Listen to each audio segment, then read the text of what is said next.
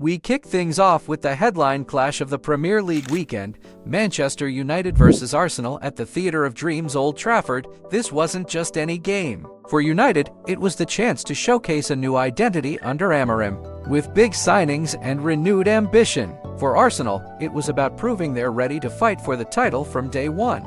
As The Independent put it, this was always going to be a hard-earned win for the Gunners, and that's exactly how it played out. United lined up in a 3-4-3, and for the first time in years, you could actually feel a clear game plan. They dominated possession, pressed high, and played with real intent. New arrivals MW1 and Cunha looked sharp, but it was MW1 who stood out. At times, he felt like a young Robin, quick, direct, and relentless on that right wing. Statistically, United were on top 61% possession and 22 shots, but Arsenal had the wall of Saliba and Gabriel at the back, refusing to let anything through. And then came the decisive moment in the 72nd minute. Declan Rice whipped in a corner. And for Arsenal, corners are starting to feel like penalties. William Saliba outmuscled keeper Bainder in the air, the ball dropped, and Calafiori headed home. One fatal error from United's goalkeeper, and all their hard work was undone. At the other end, David Raya delivered a masterclass. 7 crucial saves, stopping everything United threw at him. Without question, he was the man of the match. One fatal error from United's goalkeeper, and all their hard work was undone. At the other end, David Raya delivered a masterclass. 7 crucial saves, stopping everything United threw at him. Without question, he was the man of the match. After the game, Ruben Amorim told BBC Sport, "I'm proud of the players. We were the better team, we played with courage, and we tried everything. The goal was strange, but better things will come." Meanwhile, Mikel Arteta spoke to Sky Sports, "This is a massive win. To start the season with 3 points at Old Trafford against a new-look United, it's a fantastic feeling. United lost, yes, but they showed character and a new identity that fans have been craving." Arsenal, on the other hand, made a statement: 3 huge points, away at one of the toughest grounds, and a perfect start to their title challenge. My question to you, do you think Arsenal are truly the favorites for the Premier League this season? Or did United deserve more from this match? Liverpool kicked off their Premier League title defense with a dramatic 4-2 victory over Bournemouth at Anfield. It was an emotional evening for the Reds, still carrying the memory of Diogo Jota's passing in July, and the atmosphere was charged from the start. New signing Hugo Ekitike opened the scoring on his debut just before halftime, and Cody Gakpo doubled the lead early in the second half. At that point, it looked like a routine night for Arne Slot's side. But Bournemouth refused to give in. Antoine Semenyo, who had been the victim of racist abuse earlier in the game, struck twice in quick succession to shock Liverpool and silence the home crowd. Suddenly, the champions were staring at a nightmare start. Then came the response. Substitute Federico Chiesa made it 3-2 in the 88th minute, capitalizing on a rebound after Salah's effort was pushed away. And deep into stoppage time, Mohamed Salah himself sealed the points with his trademark composure, his 10th goal on Premier League opening weekends.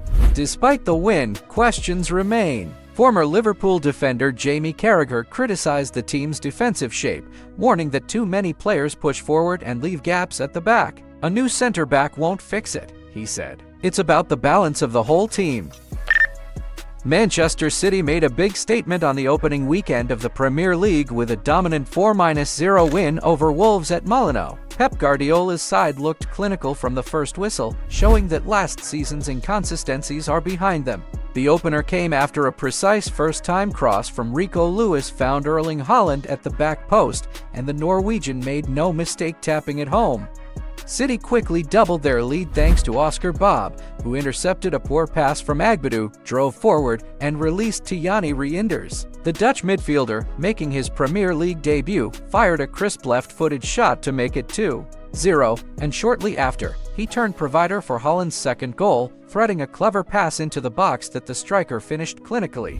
Even after going 3-0 down, Wolves tried to regroup, but City's defensive setup and high line left little room for error. Marshall Munetzi thought he had pulled one back, but the flag went up for offside, showing how disciplined City were at the back. With 20 minutes remaining, substitute Ryan Cherki added the fourth, marking a memorable Premier League debut and completing a perfect night for the visitors. City's attacking efficiency was clear. They outperformed their expected goals (XG). of 2.44, while Wolves managed only 0.49 xG, highlighting the gulf in quality on the pitch. This result sends a message to the league: Manchester City are back in form, clinical in front of goal, and capable of controlling games from start to finish. For Wolves, it was a harsh reality check, but the focus will be on regrouping and improving as the season gets underway.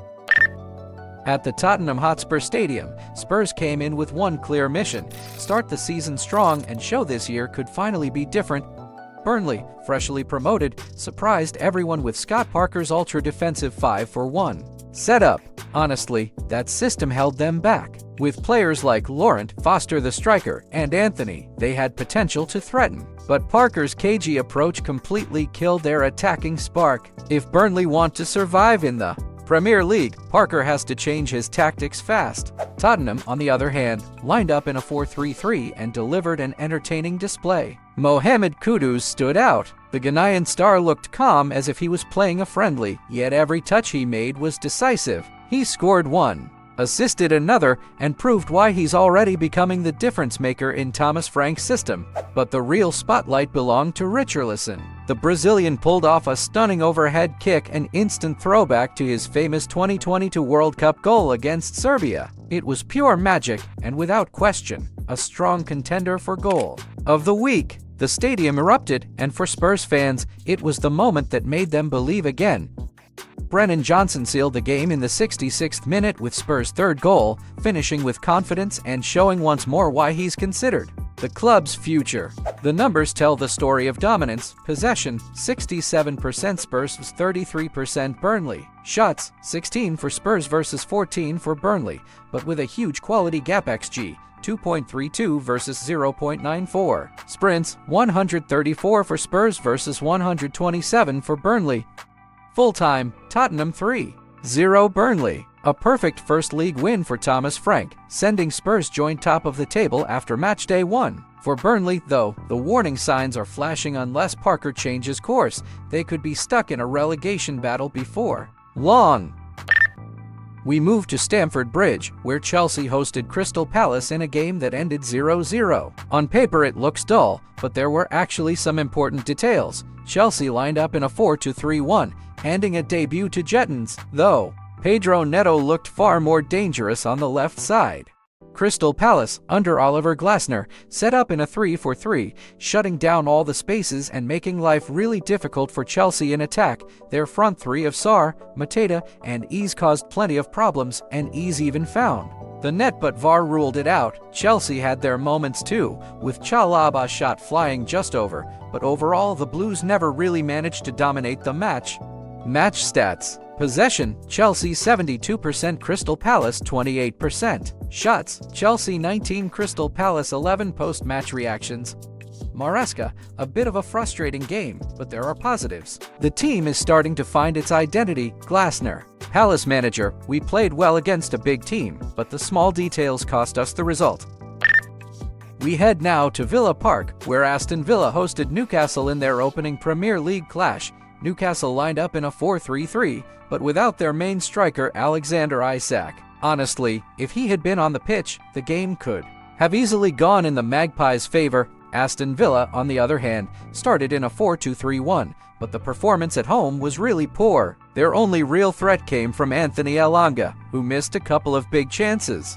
The stats tell the story. Possession, 60% Newcastle versus 40% Aston Villa. Shots, 16 for Newcastle versus just 3 for Villa. The turning point came in the 66th minute, when Ezri Konsa was sent off after a rash challenge on Anthony Gordon. That left Villa under huge pressure, but somehow they still managed to escape with a point.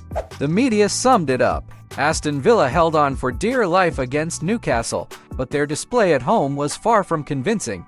Question to the fans: do you think Newcastle can push for the top 4 this season? Or does Aston Villa need major adjustments if they want to compete with the big clubs?